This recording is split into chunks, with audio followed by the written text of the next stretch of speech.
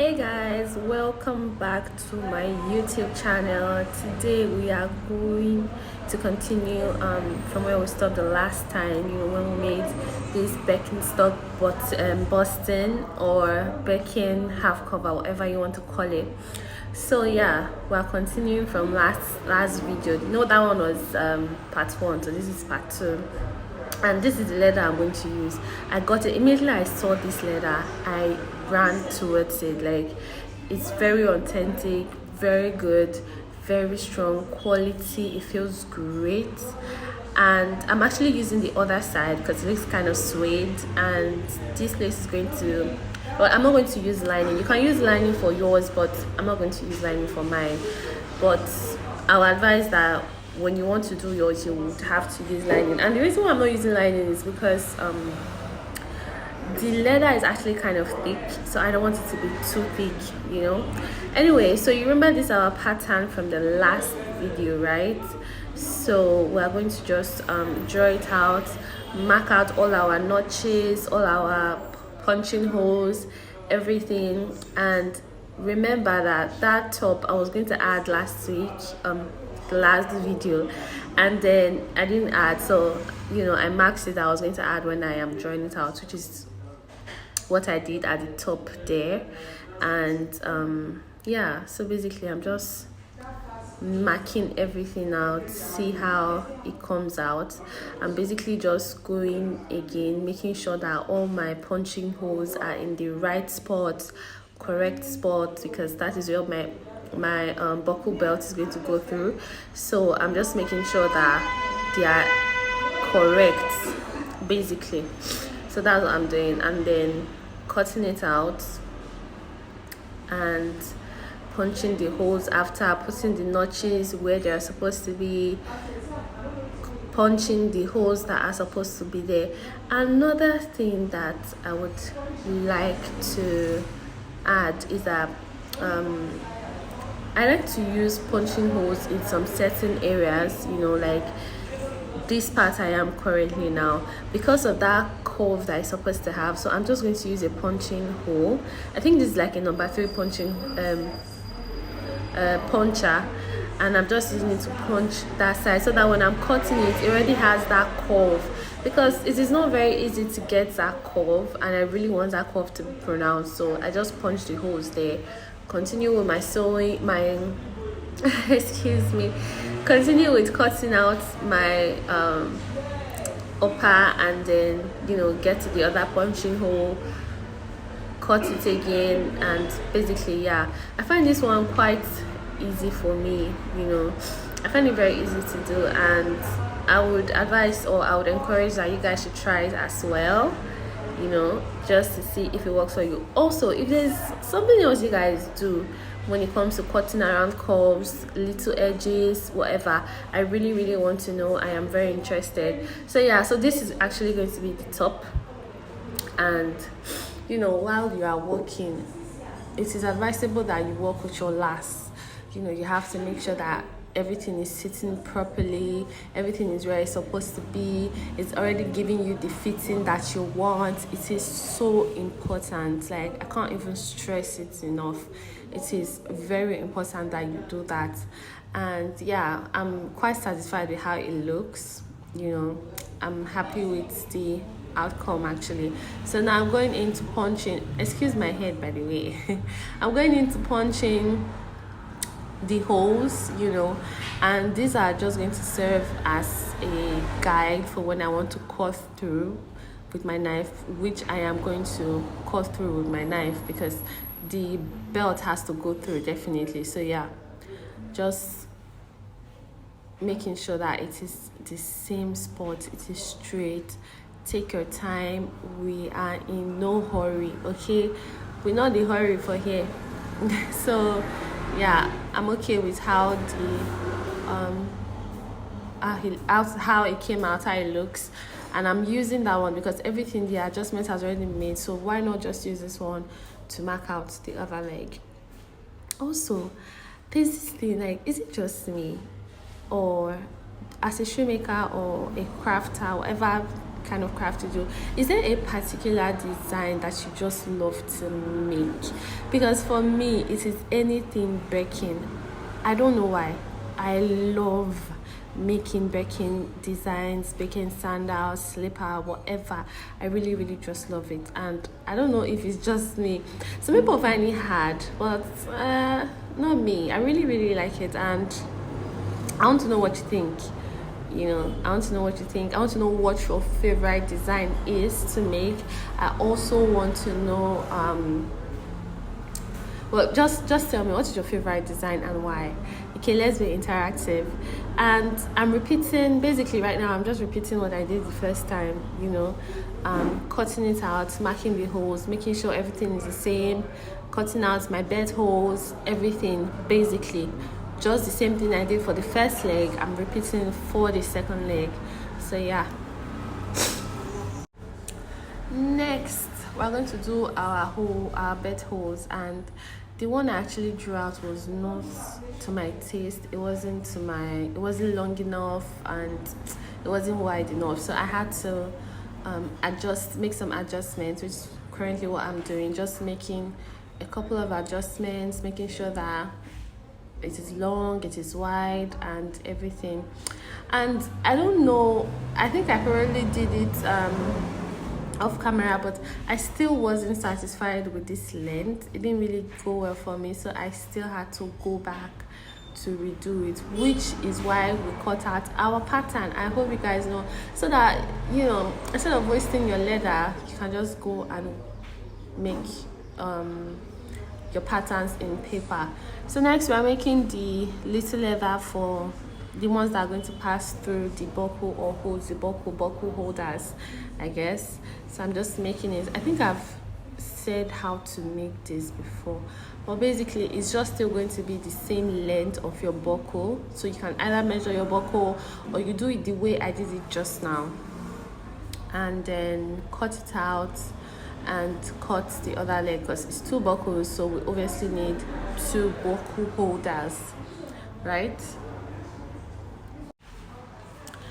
Okay, if you're a crafter watching this video, I want to know where you are watching from. I want to know if you find this video very helpful. Please leave a comment, share, subscribe, like. I really, really appreciate all of you for even watching and getting to this point. Thank you so much. Anyway, so yeah, I'm still not comfortable with how short. It's actually kind of short. It's short, not kind of, and I had to adjust it. I'm okay with the buckle hole. I'm okay with how wide the belt is, but I need to make it longer. So that's basically what I'm doing. Just increasing the length and not necessarily the wideness, because I'm actually happy with how wide it is, and it fits through my buckle hole, my belt hole, sorry. So I just, instead of using that other one, I just went back to the first pattern I drew, or the second pattern I drew rather, and then I'm just using that to craft out the new size or new length of my belt, basically, and then go ahead to cut it out.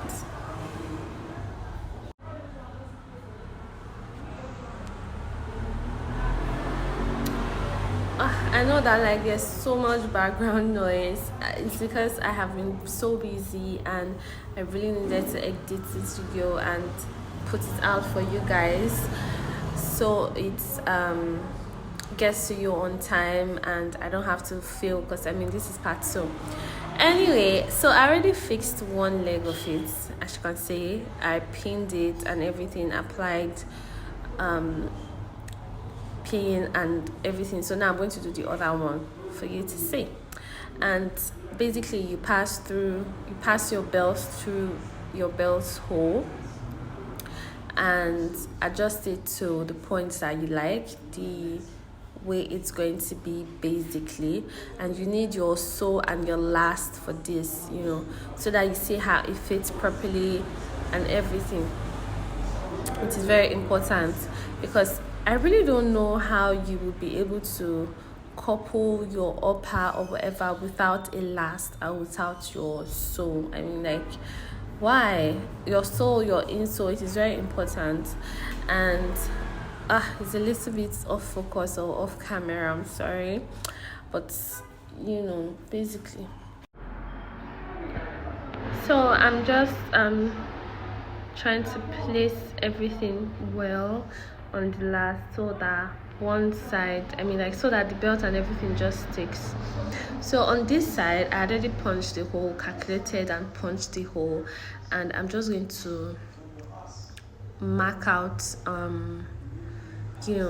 where I would apply my pin, so I can clip them together, the belt. And you can go ahead and sew yours. I didn't do mine like that, but you can go ahead and sew yours. You can use any kind of pin you want.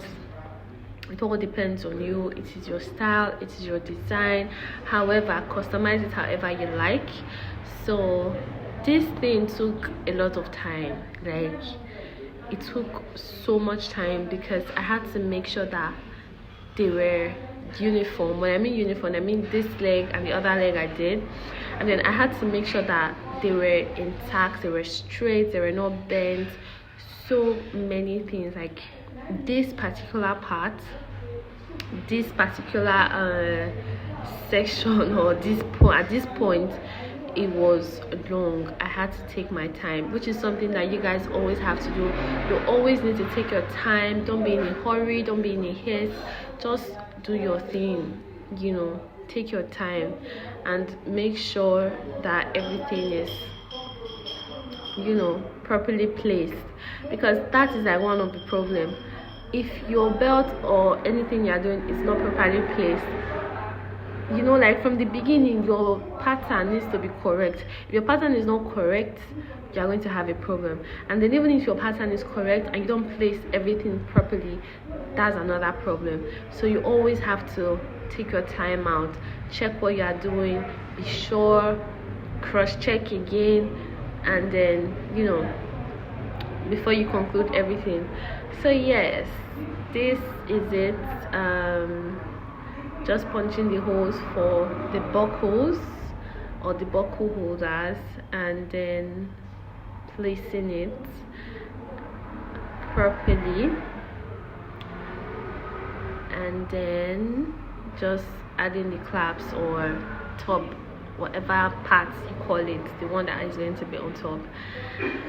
I just like to seal mine with this glue. It's actually a glue, but you can do yours like that. It has been something I had adapted, just adding glue to the clasps. It makes it stronger.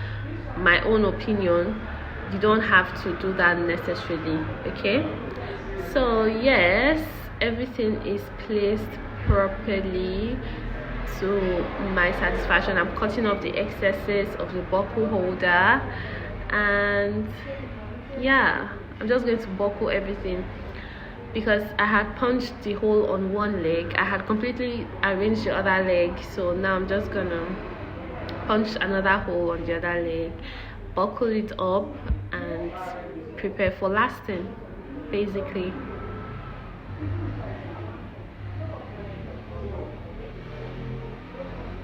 Yes, so this is our pair. It looks good. I hope you think so too. This is just a little bit of the lasting process. This one too, it took time.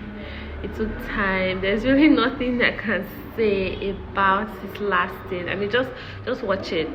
This one also took time, and it's not because nothing was wrong with it. You are actually supposed to take your time to make sure you last everything, especially when this is a Birkenstock, because like for the crafters, that there's a way the sew is. It is not just straight. It has its curves. It has some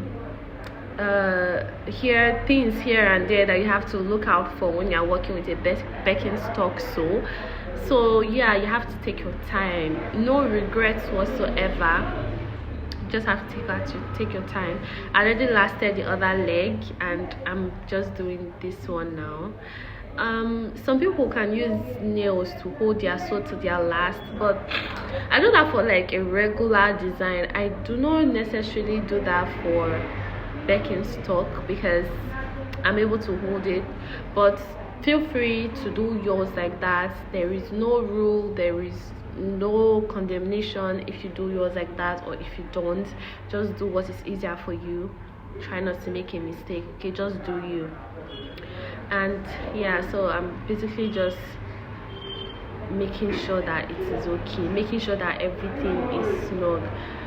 Basically, I don't necessarily have what to say about this lasting process. I just wanted to show you guys a little bit of it so you guys can actually see that it is not easy.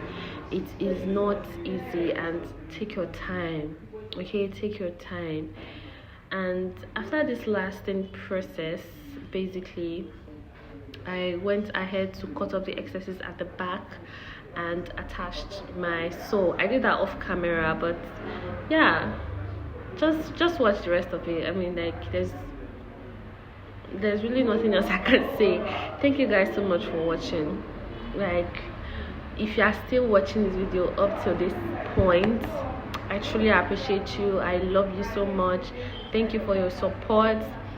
Thank you for your likes, just thank you for watching. Basically, I truly appreciate, and I hope to make more videos, for you. Let me know what other designs that you want me to try. I am just so happy. Thank you guys for watching.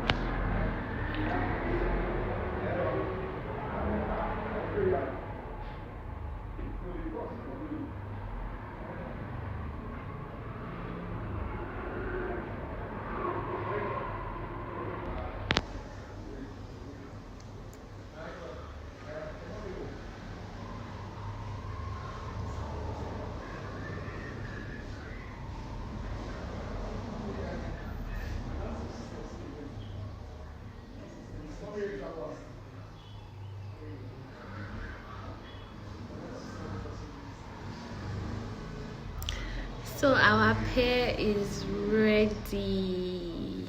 Yes, our pair is ready. Thank you guys again.